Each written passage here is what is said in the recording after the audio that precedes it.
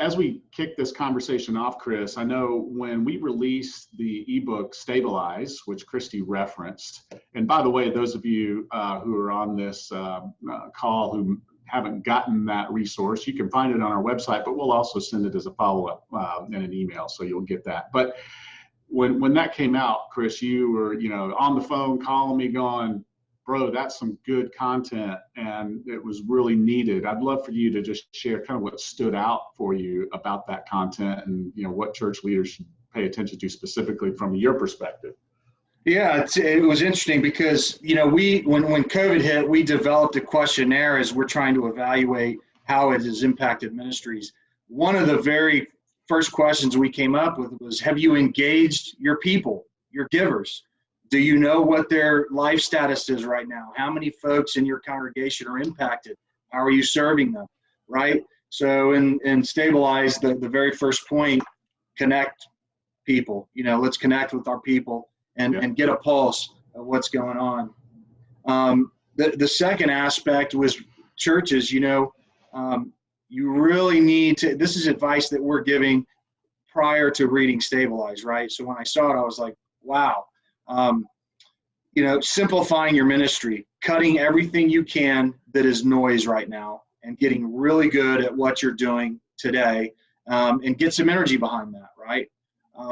Which is a cost-effective way of doing ministry. But the real aspect that really caught my eye was planning for unforeseen events. Churches need to be able to make the decisions in the moment without the emotion of the moment, right? So the only way you can do that is by getting in front of, think about 2008, the economic collapse, right? COVID, there's no one has experience in what we're going through today. So churches that have planned and have leveraged technology and are doing pretty well right now. So being able to plan for unforeseen events was a really great way. And with Jim's experience as CFO, et cetera, it's a real interesting perspective, right? That is unique in the market, and great advice for ministry. Yeah, that's awesome. So thanks for that affirmation of that content, and really appreciate you sharing it with folks. So let's do this, Chris. There's like 3 or 4 questions I want to ask you. Let everybody be just blown away by your wisdom. And then I want to open it up, for the folks who've come and joined us today, because I'm sure they're going to have questions. And so this is a great opportunity for ask the banker. And yeah, right. You're a pretty friendly banker, so it should be fun. So one of the first question I have is about real estate. So here we are in this 2020 where a lot of churches are now operating independently of their real estate, independently of their facilities, right? So as you guys are looking out into the future, how are you viewing real estate once we get on the other side of COVID? Well, it's really an interesting conundrum, right? Because churches have been forced into the virtual age, irregardless of whether they wanted to or not. And if you compare it to businesses who have basically shifted their staff all off-site, how easy is it going to be to begin using your real estate again? And you're going to use it at the capacity that you did before. So my observation relative to real estate, not that I have all the answers, but is simply our post-COVID needs going to be the same as pre-COVID needs. So if the parking lot was pinched, or children's ministry was pinched, or the sanctuary was pinched for space, is it going to be that way when everybody starts kind of getting to a normal, whatever that is, the new normal? The church we attend, you have to register to go, and many people are opting out. Is that creating new patterns? So, our advice to ministry is, hey, there's no rush to figure out what the new normal is. But if you go and spend $10 million addressing yesterday's needs, is there wisdom there, right? Some ministries have a better feel for that, depending on the state they're in. Some states have gone to full capacity, others have not. But, tomorrow's real estate needs may be totally different than what we were seeing before. And so we are seeing and request smaller venues, of course, and that phenomenon has been, present, but churches were still building 2,500, 3,000 seat sanctuaries. I'm not sure that that's the future. Interesting. So one of the things I want to do, I want to pause here for a second, Chris, and we have a poll question I want to put up for the audience that is in the vein of this topic. And so this question is going to be about, as a church leader, were you planning ministry expansion capital campaigns before COVID hit, and kind of where are you now? We'd love to get a sense of kind of what you guys are thinking about that, and that'll help shape maybe, Chris, where we go with some of the dialogue. So Christy, you can fire that poll question anytime, and then we'll see how people respond to it. But I'm curious about, Chris, while we're letting people kind of respond to the poll, what are you seeing in terms of, or what are your thoughts on the kind of nature of the commercial real estate market and what we think is going to happen there in terms of people vacating office space, and yes, and that freeing up potentially some new opportunities for churches? Yeah, it's absolutely. There's every town you go into, at least that I've been to, you see signs, for lease or for sale. Great opportunities for ministries. We have been getting a lot of calls from ministries that were meeting in schools, and the schools are no longer allowing them to meet. And so this may, a church may have been in a position where, COVID caught them completely off guard. They're not really ready to make the jump into, their own facility as, by way of purchasing it. But leasing could be an option that's very cost effective. So we are seeing, so an increase in that kind of conversation where churches are looking for a more permanent location than a school was, right? And some are ready to buy and some aren't, so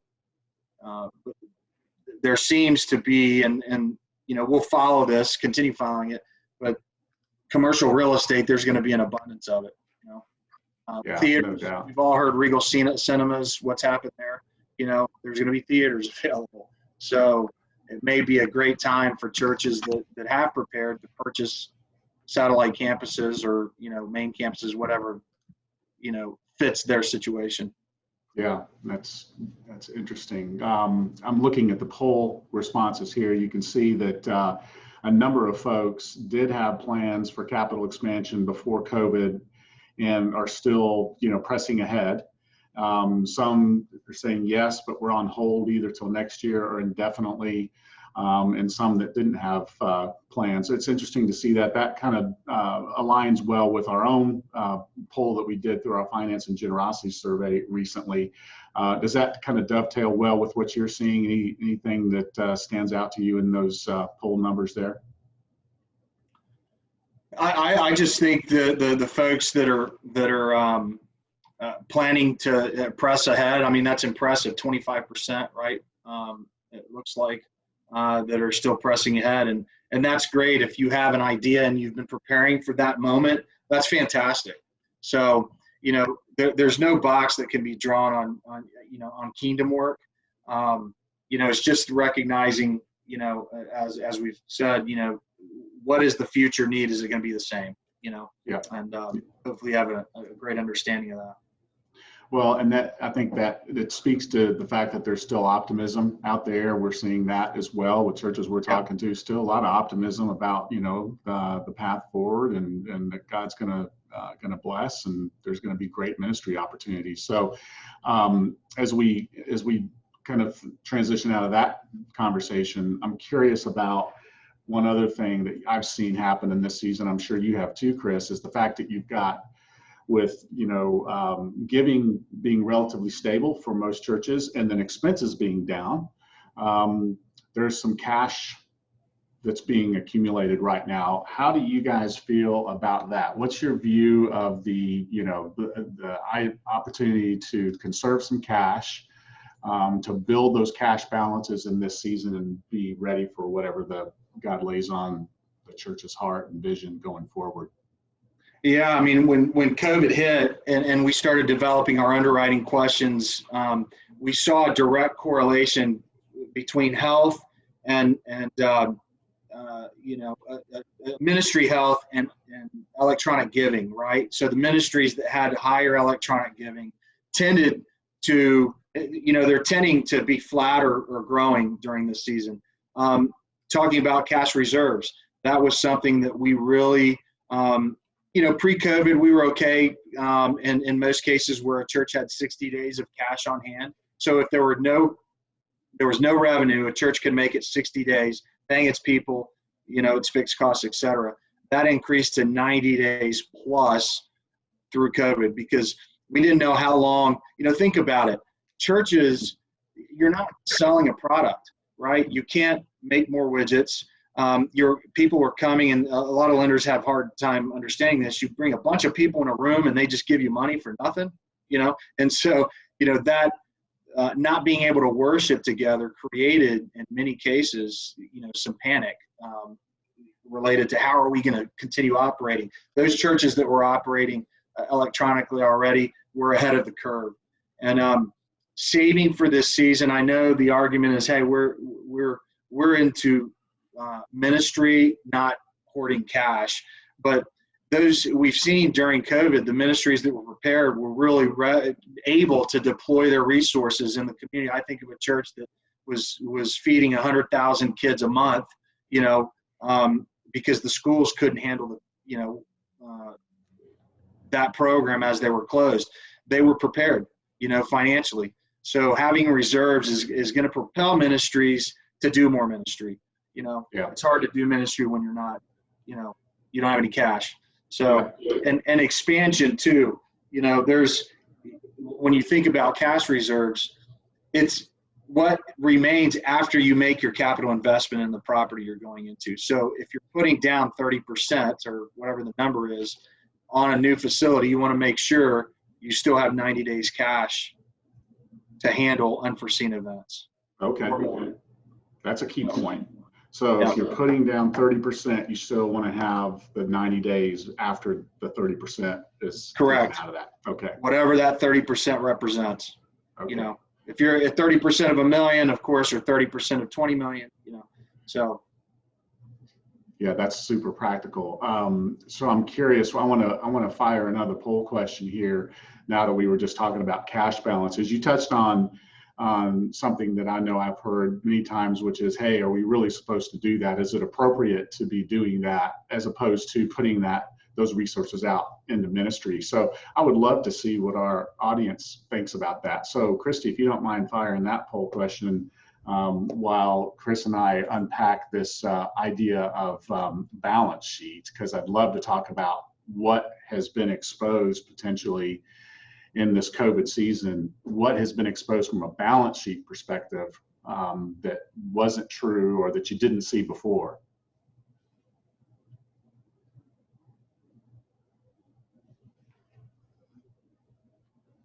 You still with me, Chris? Yes, I'm here. Okay. You were asking, sorry, go ahead. Yeah, I was just curious about, while we're waiting for people to give us their thoughts on this healthy cash position, it made me think about balance sheets and maybe what you have seen exposed in balance sheets in this season that maybe wasn't true before or you didn't see before. Yeah, I mean, it's, I think your quote was, COVID didn't create the issue, it exposed it. Right. Yeah. And so we are definitely seeing a result of that. And in many cases, calls that I've received in churches saying, hey, we don't have anywhere to meet. And my first question, okay, how have you prepared? Right. Do you have any cash? Are you able to purchase a facility, whatever the case may be, lease a facility? And they don't have the wherewithal, right, to move forward into this season. And so, COVID has made it difficult because now there's factors outside of their control that are saying you can't worship here anymore, which didn't happen before. And so if the church, that particular ministry that I'm thinking of, had prepared, as they were leasing, they may have had a different response, during this time. So, I'm not suggesting churches should hoard cash, but preparing for vision and provision, right, for the future. So when budgeting, I would say, budget for 10%, to establish your reserves, budget 10% of your budget going to reserves, until you're there, right? And then you can move on to another objective, but be purposeful about it. And that's one of the things Stabilize talked about was, plan for it. Yeah, absolutely. Absolutely. So you can see the poll results from that last question. So looks like pretty much everybody agrees with your assertion there, Chris, that having a healthy cash position is a good thing for churches, and that's good to see. So I'm curious about the 30% piece. I think we have a poll question about that, Christy, if you want to fire that about, kind of get a sense for how many would be able to do that today. And don't worry, this is all anonymous. We don't see who's voting what, we just see the aggregate of the vote. But I'd love to see, could you put down 30% in cash on a new campus today? And what do you typically see there right now, Chris? Is that a stretch for most churches? In many cases, yes. Churches may, 20%. Lenders vary in their requirements. The 30%. That's what we generally require on a first facility purchase. So in many cases, that is the gap that ministries have walking into, whether it be a first project or purchase retrofit situation, is money down. In commercial financing, there really is no such thing as, and church financing would be considered commercial financing. There's no such thing as 100% financing, So the organization, the church, is expected to bring some cash to the table, and which requires preparation, right? 30% could be a significant amount of money, and so there's some time. So your capital, your generosity initiative always comes before your purchase, right? And it could be 3 years in advance, it could be 6 months in advance, but it certainly precedes the closing a loan. That piece is going to need to be part of it. Yeah, that's a good word. So I think we can see the poll results here on that, on the 30% down. So 45% said yep, they could do that. 27% said no, and then 27% aren't sure. I think that begs the question, Chris, like if I'm sitting here as a church leader and I've just heard you say, okay, I got to have 30% down, and then after I put that 30% down on whatever it is we're going to do to expand our ministry, I also need to have 90 days of cash. And I know I'm not there. That could be defeating a little bit. Yes. So how would you counsel me in that scenario, and to basically not, so I don't walk off of this call being completely depressed? Right. Well, that's okay if you're in a position where you're not there. Many ministries aren't, but I think being able to identify what's feasible for your ministry. So for instance, I may have an idea. I want to buy $100 million piece of property to develop camps and all this stuff, but it's just not right for my current situation, right? So identifying your current reality, how much could you borrow? And then, how do I bridge that gap? Just starting to plan, I think, can energize your perspective. Taking a step at a time, because it's going to take some time for most ministries to be able to prepare for whatever that next season is. It's not an overnight deal.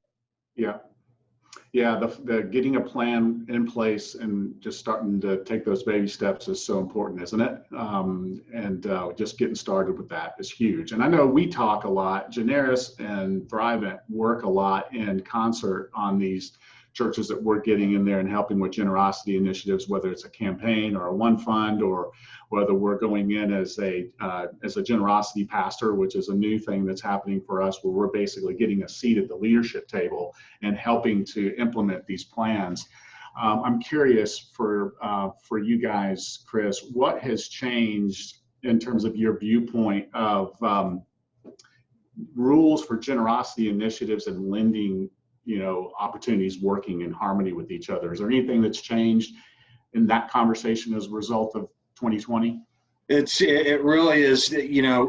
My mission in life has been to help churches get their steps in order. So once, talking to a lender that works with churches and being able to identify the general parameters of what may be available, and what the criteria is that they look at underwriting.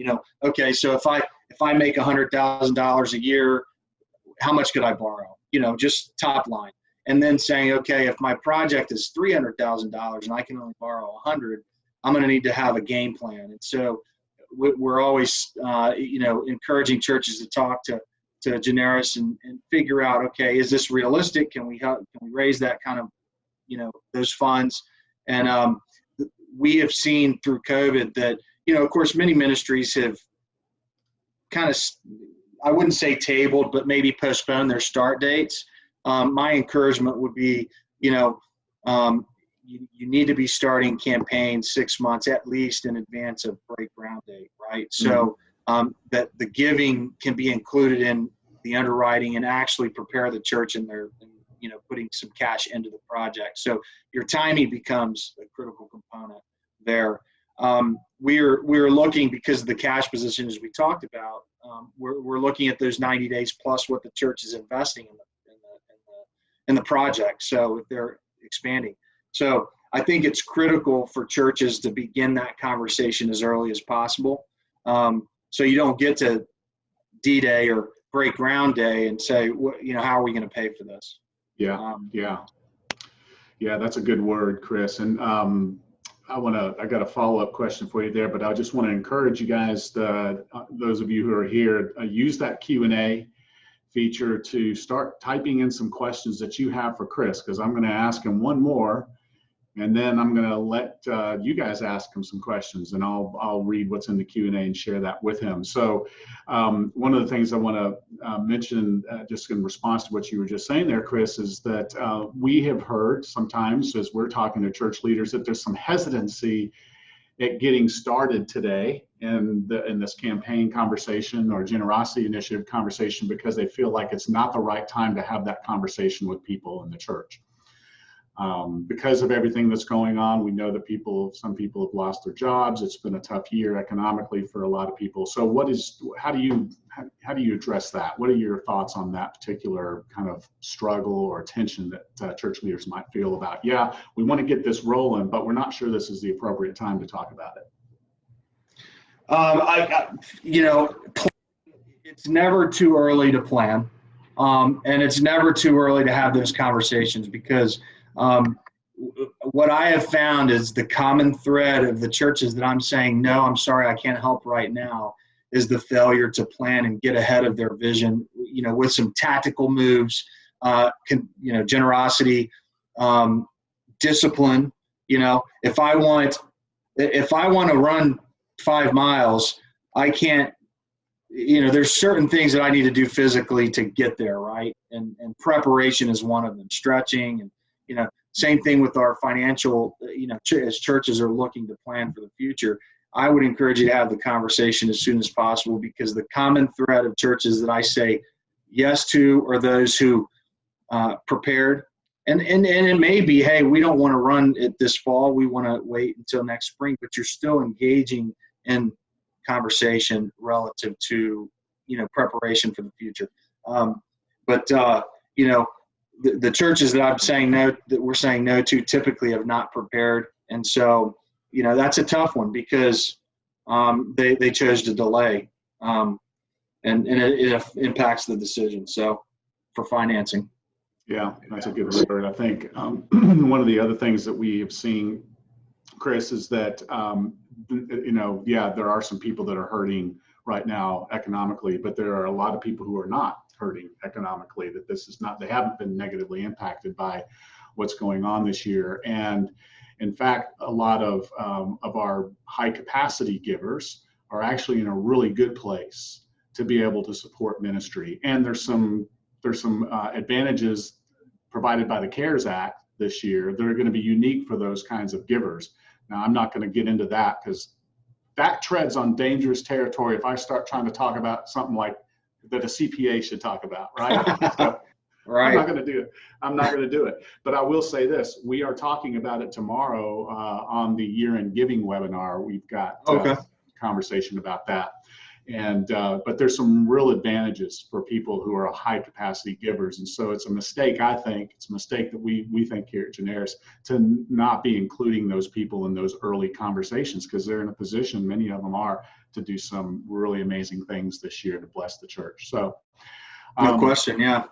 Yep. And so let's do this. Let's jump into questions from the attendees. Excellent. You're done hearing from me, right?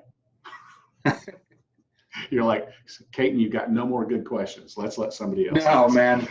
It's always fun. So here's a question that somebody asked, and that is, what has changed for lenders in this season in terms of the guidelines that you guys are looking at? You've touched on this already, but are churches still getting loans today? And is there anything else other than the 30% 90 days that we need to be aware of? First, absolutely. We're booking deals. We have been booking deals through COVID. Construction, of course, has settled down a little bit, and I think that's natural considering the environment we're going through. But we're really the main change relative to underwriting is the church's cash position. This is not a time where lenders are going to be making exceptions relative to the amount a church can healthily borrow. We believe a church shouldn't borrow more than 3 times, revenue, and we're talking, tithes and offerings. The way a campaign operates in that underwriting calculation depends on where you are in the campaign, and how that is performed based on your overall, financial information. So it's hard to kind of pinpoint the capital campaign performance, but, cash campaign component, capital campaign component, and the church's ability to communicate the needs. Why now? Why are you building now? Why wouldn't you wait? And no one likes the question why, but we really want a church to think through, okay, this is actually what we need during this time.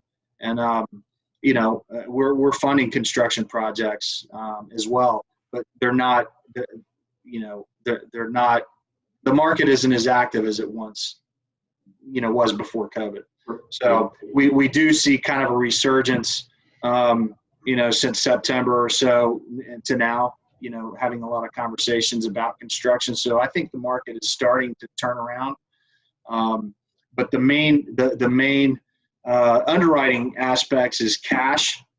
What is the church's campaign initiative? How much reliance is there on the campaign to service the debt?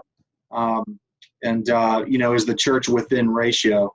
When I say that, I mean, are you borrowing too much? Are you borrowing less than you can actually borrow? There's a big difference between a ministry saying, okay, we've prepared, we have this much cash, we need a little debt, or we want to fund the whole project, right?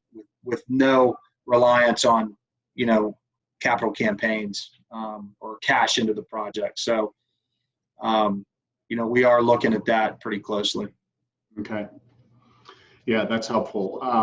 One question I actually got from a church leader that wanted to be here, couldn't be here, but wanted me to ask you this question is, and basically he said, look, our leadership team, our staff, we are all in unison and we're ready to press forward with a pretty exciting project that they want to move forward on. And they feel like they're in a great position financially to do it.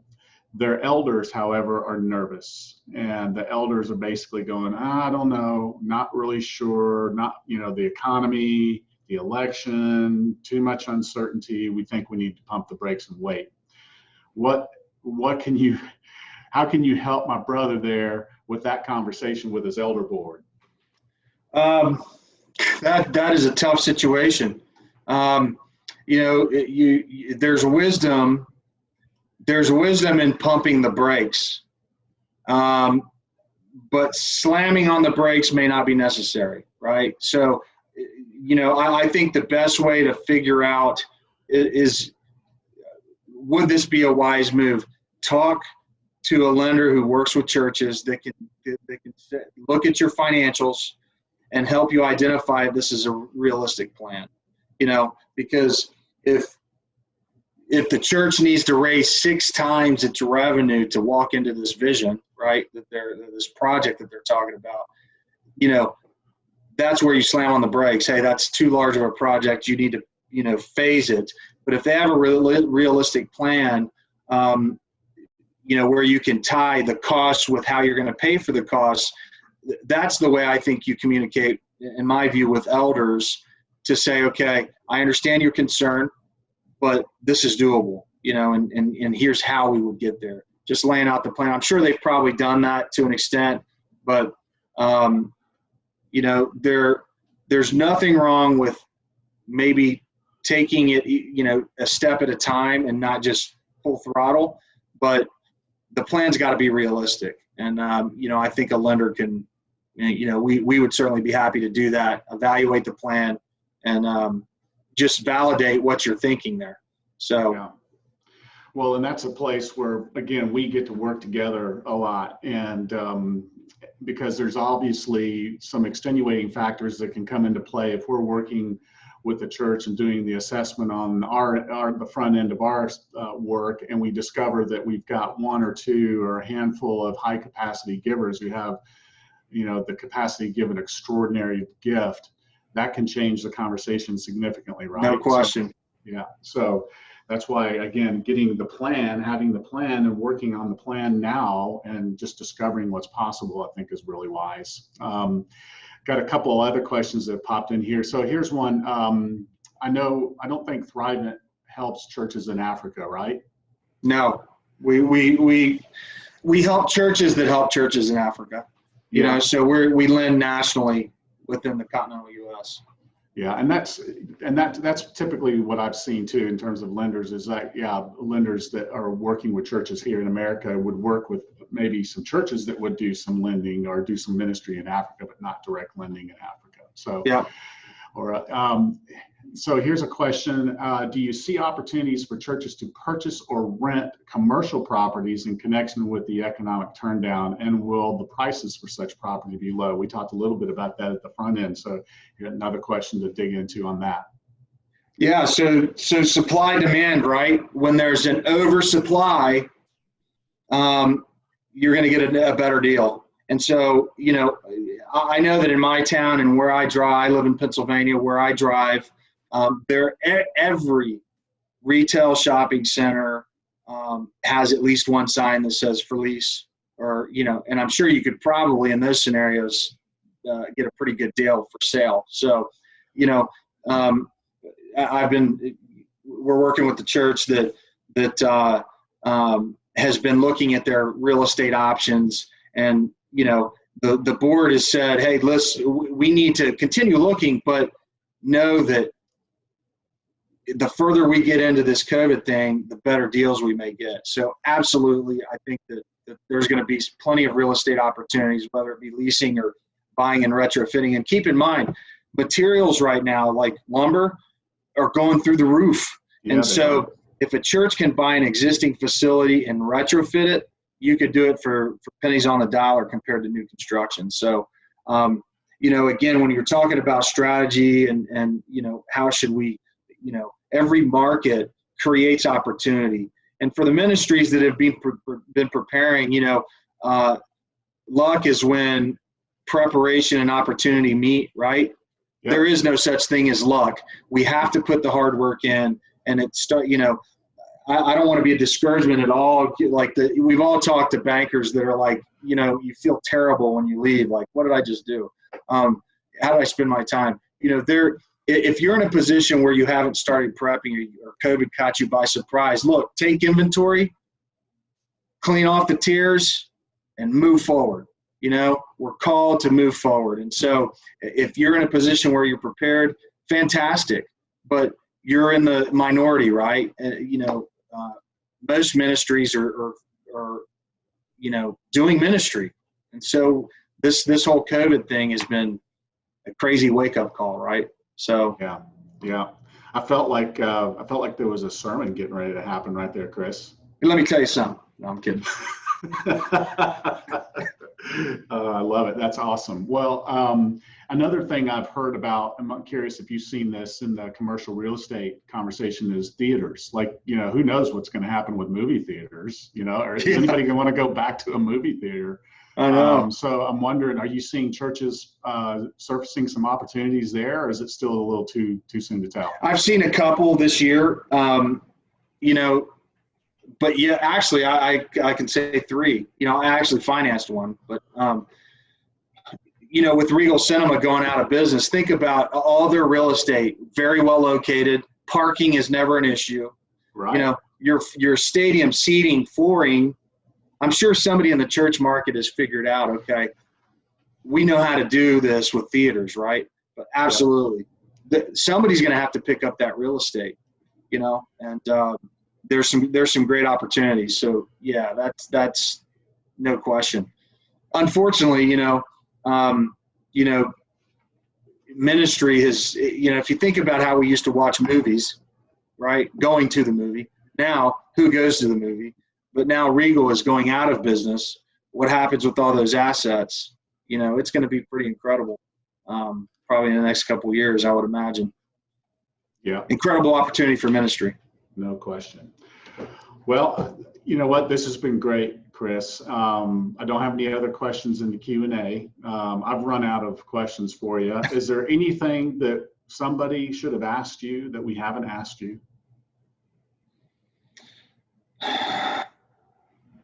I'm going to go back to not necessarily a question, but the one constant that we know in life is change, right? Change is going to happen, and if I'm taking, as Jim said, I'm going to sit at the side of the executive pastor's desk and provide his perspective. Control what you can control, right? Whether that be putting a plan together, creating a budget that's sustainable, and preparing for the future. Focus on the very things that you can control. God's going to bless the rest. People always ask me, how do you count faith in your underwriting? And the fact is we don't. We look at reality because we don't know what God's going to do in a certain situation, but we do know that for those who have been faithful and have prepared, good things happen, right?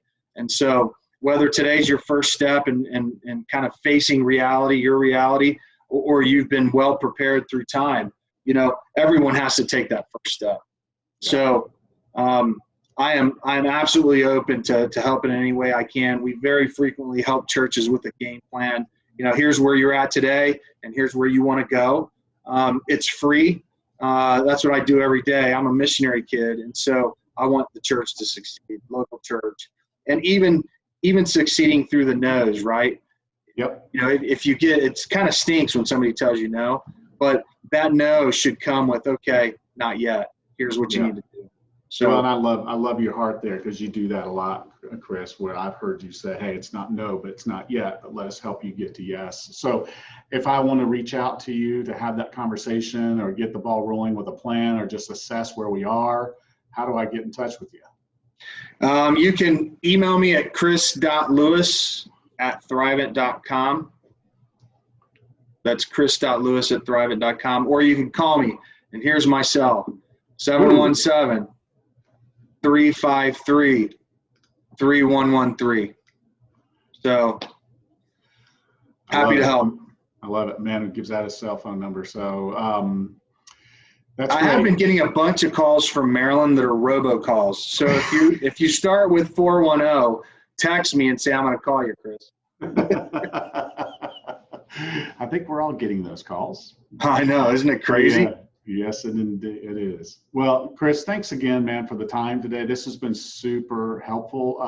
The assessment piece that you had talked about before, I would highly encourage people to reach out to you about that, where you can go in take a look at where a church is, what's their vision, what are they thinking about, and really just give them an honest view of where you think they stand. And I know you don't charge for that, right? That's just something you do exactly as part of your ministry. So I would encourage anybody here who has would like to have that conversation to do so. Christy, did you have a slide or anything that you wanted to put up before we wrap it?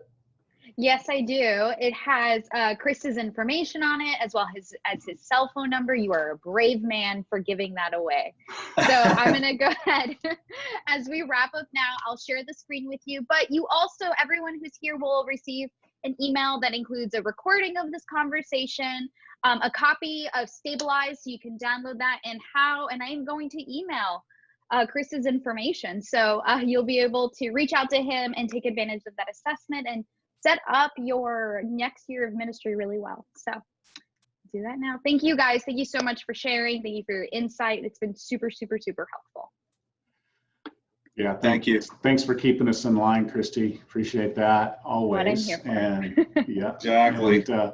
And Chris, look forward to seeing you in person, I hope, very soon.